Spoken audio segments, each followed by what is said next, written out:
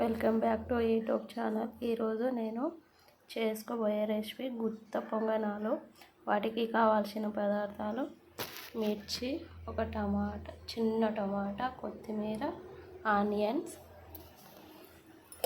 ఇది పిండి.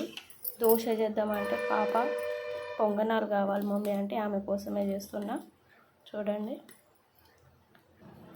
అన్నీ ఇందులో వేసుకుని ఒకసారి కలుపుకుందాం.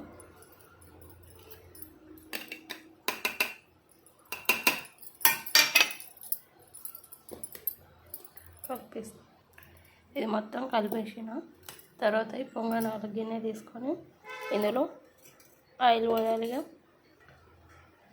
ఆయిల్ పోసిన తర్వాత పిండి